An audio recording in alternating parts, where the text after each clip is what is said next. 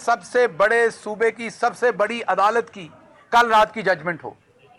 दोनों जगहों पर वो आपके the court is trying to ensure to protect your fundamental rights जो पाकिस्तान के कॉन्स्टिट्यूशन ने आपको दिए हैं। This is your fundamental right कि आप अपने पब्लिक रिप्रेजेंटेटिव्स को चूज करें, और असल में यह आपका फंडामेंटल राइट है कि आप फैसला करें, पाकिस्तान की आवाम फैसला करे कि मुल्क ने किस डायरेक्शन में जाना है। आपने कोई जंग लड़नी है, आपने नहीं लड़नी। आपने इकोनॉमिक पॉलिसी में टैक्स ज्यादा देने हैं, आपने कम देने हैं। आपने आईएमएफ में जाना है, किस तरह से जाना है। आपने अपने यहां खवातीन की एजुकेशन पे कितना पैसा खर्च करना है, बच्चों की एजुकेशन पे कितना पैसा खर्च करना है। आपने जो मीडिया के लोग शहीद हो जाते हैं उनके लिए आपने क्या पॉलिसी बनानी है। जो हमारी बहादुर अफवाज के जवान इस मुल्क की हिफाजत करते हुए इस मुल्क के चप्पे चप्पे पर अपना लहू देकर इस मुल्क को प्रोटेक्ट कर रहे हैं, शहीद हो रहे हैं, उनकी फैमिलियों के लिए आपने क्या स्ट्रेटजीज बनानी। ये तमाम फैसले आपकी आवाम ने करने हैं, और आपकी आवाम ने किस तरह से करने हैं। उसने अपने रिप्रेजेंटेटिव चुन के पार्लियामेंट में भेजने हैं। उन्होंने वहां इसलिए नहीं भेजने कि वहां पर जिस तरीके से आपने सिंध हाउस में खरीदो फरोख्त, इसलिए तो नहीं चुने जाते। ये कोई भेड़ बकरियां तो नहीं चुनती आवाम कि जो जाके अपने वजन के हिसाब से, मैं पॉलिटिकल वजन की बात कर रहा हूं, अपना रेट लगवाएं। कोई 4 करोड़ ले, कोई 5, किसी का रातों रात जमीर जाग गया है, सोया हो, सुबह उठे तो उसका जमीर भी साथ जागा हुआ हो कि जी अब इमरान खान बुरा हो गया है, अब फलां बुरा हो गया, फलां। कम अज कम मैंने कभी तारीफ नहीं की, लेकिन आल्दो कि उनको बाजी की तरफ से बड़ी डांट पड़ी है हमारे भाई को।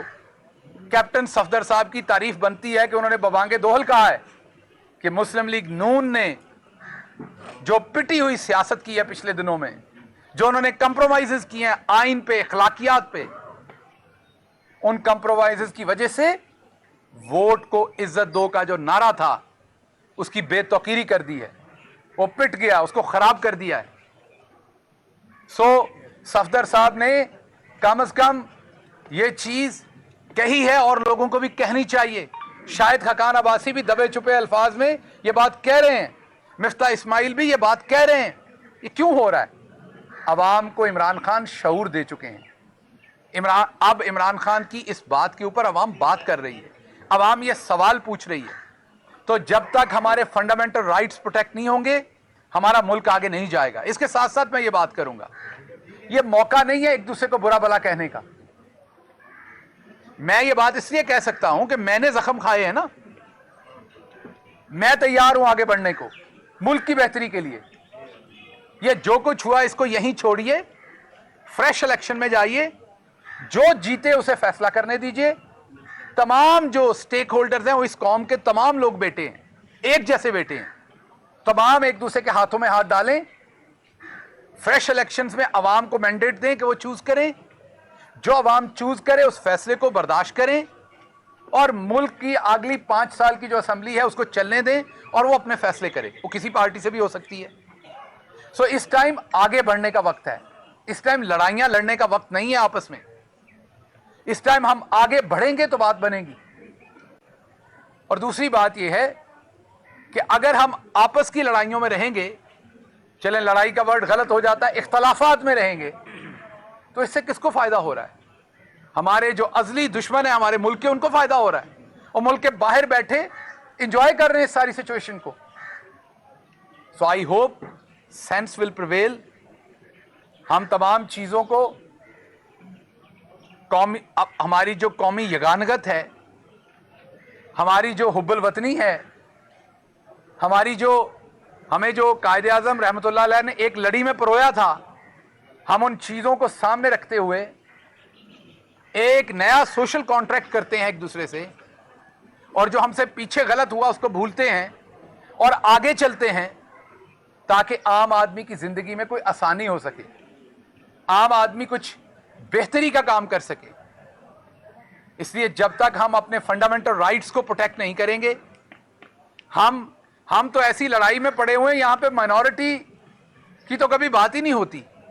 यहां तो मेजॉरिटी अपने आप को माइनॉरिटी समझती है। अभी तो हमने माइनॉरिटीज के लिए काम करना है, हमने अपनी खवातीन के लिए काम करना है, हमने अपनी दूसरी तमाम चीजों, ऐसी चीजें जिनके ऊपर जिसको सो कॉल्ड महज़ब दुनिया कहा जाता है, वो जितना काम कर चुके हैं, हम तो उसके अशरे अशीर भी नहीं हैं। तो इसलिए जो आईने पाकिस्तान कहता है कि सबसे पहले हाकमियत आला अल्लाह रब्बुल इज़्ज़त की ज़ात के पास है, और वो अथॉरिटी अल्लाह रब्बुल इज़्ज़त की इस्तेमाल करती है दी हुई पाकिस्तान की आवाम, अपने रिप्रेजेंटेटिव्स को चूज़ करके मुल्क की पॉलिसी बनाई जाती है। आइए उस तरफ आएँ, उसी में बका है। सबकी आवाज़ खोलें, आवाज़ किसी की बंद ना करें, सबको बात करने दें, और एक दूसरे की बातों से इतने खाइफ ना हो जाएं कि एक दूसरे के ऊपर गद्दारी के हम पर्चे दर्ज करवाएं, और वो तमाम लोग जिनके खून का एक एक कतरा इस मुल्क के लिए है, जब आप उनको गद्दार कहते हैं, उनको गद्दारी का लेबल देते हैं, तकलीफ होती है, परेशानी होती है उनको इस बात की। पॉलिटिकल डिफरेंसेस में आपको भैंस चोरी का पर्चा कर लें, साइकिल चोरी का कर लें, चले इंसान उसको भुगतता है, निकल के आ जाता है, लेकिन ये जो आप गद्दारी का टाइटल देते हैं, ये तकलीफ दे होता है किसी भी सिटीजन के लिए। ना ये आइंदा होना चाहिए, ना ये अब होना चाहिए। कोई सवाल आज? एक तरफ तो आपको मीडिया ब्लैकआउट का सामना करना पड़ा है, दूसरी तरफ आप एक पार्टी के सीनियर रहनुमा थे, हर मीटिंग में नजर आते थे, लेकिन अब कुछ इस तरह लग रहा है कि पार्टी की तरफ से भी आपको ब्लैकआउट किया जा रहा है कि आप ना पार्टी की किसी मीटिंग में मौजूद नजर आते हैं, ना तो आपकी जब भी प्रेस कॉन्फ्रेंसेज होती हैं पार्टी रहनुमाओं की, बड़े जो प्रेस कॉन्फ्रेंस करते हैं उसमें भी आप अगर मौजूद बात करें तो वो भी वहां से चले जाते हैं। तो क्या मसला है? एक तरफ मीडिया ब्लैकआउट की पार्टी में क्या अब आपकी तरफ से जो है वो छोड़ती जा रही है? देखिए, इसको मैं दो हिस्सों में इस सवाल का जवाब दूं। पहला हिस्सा तो ये है कि ये तो तकरीबन पूरे पाकिस्तान को पता है, आप इस्लामाबाद में रहने वाले लोगों को पता है कि शहबाज गिल थोड़ा सा डिफरेंट स्पीशी था, अच्छा था, बुरा था, डिफरेंट था और डिफरेंट है, ये आप सबको पता है। शहबाज गिल इस पॉलिटिकल कल्चर का अमूमी हिस्सा नहीं था ना। शहबाज गिल, यहाँ पर अक्सर लोग कहते हैं मैंने तनख्वाह नहीं ली, लेकिन तनख्वाह ना लेके वो और जो कुछ लेते हैं ना हुकूमत में रह के, वो आपका तसव्वुर भी नहीं। शहबाज गिल ने ऐसी कोई मुराद नहीं ली। शहबाज गिल ने ना तनख्वाह ली, ना कौम पे किसी और तरह से बोझ बना। शहबाज गिल एक नजरिए पे इमरान खान के साथ खड़ा हुआ है। नजरिए में आपको इस चीज की तकलीफ नहीं होती आप कहाँ खड़े हैं, कितने नंबर पे खड़े हैं, किस जगह खड़े हैं, आपको कौन सा बिल्ला लगा हुआ है, आपको कौन सा टाइटल लगा हुआ है। आप नजरिए की जंग कर रहे होते हैं। मेरा तो बिल्ला और टाइटल सबसे अच्छा था जो मैं अमेरिका में पढ़ाने का काम कर रहा था। मैं जो आसूदगी की जिंदगी गुजार रहा था वो तो बहुत ही अच्छी थी, लेकिन अब मैं जिन मसाइब में से गुजर रहा हूं, अब मैं जिस तरीके से अदालतों में से गुजर रहा हूं, उसका और इसका तो जमीन आसमान का फर्क है। रही बात आपने कहा कि मैं नजर कम आता हूं, तो मैं क्योंकि अदालतों में आपको नजर आता हूं, कल भी अदालत में था लाहौर में, परसों भी अदालत में था, आज यहां हूं। कल संडे की छुट्टी है, मेहरबानी है, छुट्टी कर दी हुई हुकूमत ने। अगर कल होती मंडे को मैं मंडे को फिर आऊंगा, मैं मंडे को दोबारा अदालत में हूँगा लाहौर के अंदर।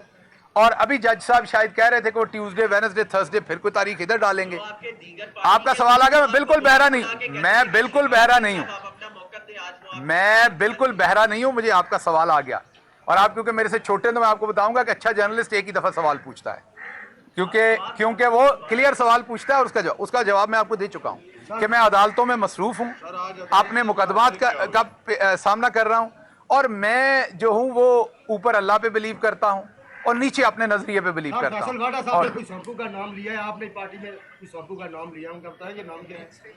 फैसल वाडा साहब बड़े आदमी, उनका जहान और है, मैं तो एक आम सा मिडिल क्लास का वर्कर आदमी हूँ। फैसल वाडा जो है वो एलीट क्लास से हैं, उनकी सोच, उनकी फिक्र, उनकी बात, उनकी पहुंच, उनकी ताकत वो बहुत डिफरेंट है मेरे से और उनसे। तो मेरे जो सांप हैं वो डिफरेंट होंगे, उनके जो सांप हैं वो डिफरेंट होंगे। मुझे सांप काटें या मुझे सांप डराएं, मैं फिर भी जहां खड़ा था वहीं खड़ा हूं। शुक्रिया। बताइएगा, आप जिनको बाजी बोलते हैं, उनके शोहर ने कहा है कि मैं अपनी बेगम को अगला वजीर आजम नहीं देखना चाह रहा, तो आपकी बाजी क्या वाकई वाले वजीर आजम बन जाएंगी? देखिए, मेरी जो बाजी हैं और जो मेरा ख्याल खैर से आपकी भी बाजी हैं, आप सिर्फ उस बाजी को मेरे पल्ले ही डाल रहे हैं सारा। शुक्र है हमारी बाजी की शादी हो गई हुई है, नहीं तो जितनी ज़बरदस्ती आप उनको सिर्फ मेरे अकेले की बाजी बना रही हैं तो मुझे तो जहेज भी देना पड़ जाना था। तो इसलिए ये थोड़ी सी सफदर साहब ने ज्यादती की है, कम से कम उम्मीद बरकरार रहनी चाहिए थी। बाजी वज़ीर आज़म बन के फिरती हैं।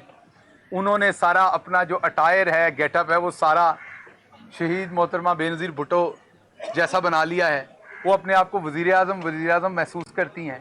और मैंने ये भी सुना है कि उनके साथ जो दूसरी, तीसरी, चौथी, पाँचवीं छोटी छोटी बाजियाँ हैं, उन्होंने उनको ये भी कहा है कि आप मुझे पीएम पीएम कह के पुकारा करें। तो इस सारे ख्वाबों को तोड़ने के लिए पीएम प्राइम मिनिस्टर वाला या टाइम वाला पीएम? अब आप सहाफ़ी बने ना, अब आप अगला काम ना करें। तो इसलिए मेरी सफदर साहब को ये मशवरा है कि इतना दिल नहीं तोड़ते, ज़रा थोड़ी सी उम्मीदें रहने देते हैं। बहुत सर, आज जिस फरीक का बयान जमा होना था वो नहीं हुआ अभी तक। अगर वो बयान जमा हो गया होता, आज जितने मुतल्लिक दलाइल हुए हैं, तो आपको लगता है कि आज नताइज आपके हक में हो सकते हैं? देखिए, वो अदालत की कार्रवाई, उस पर मैं बात नहीं कर सकता। वो वकील मेरे करेंगे। मैं अदालत के कामों को उस तरह से नहीं समझता, तो उस पर मैं कम से कम बोलूँ। छोटा सा लास्ट आप जो करो जी, करो। आपने शुरू में ये बात कही कि ये जो कैमरे वाले हैं, ये सारे आपके जो यूट्यूबर हैं, सिर्फ कैमरे से मूवी बनाते हैं, ये लगाते नहीं है। आप किसी का भी चैनल चेक कर लें, सबसे पहले आपकी कवरेज आती है जहाँ पे आपकी प्रेस कॉन्फ्रेंस होती है, जहाँ पे आपकी मीडिया टॉक होती है, कहाँ भी होती है, वहाँ नेशनल मीडिया की बात आपको भी पता है, आपको पता है मैंने क्या बात की है।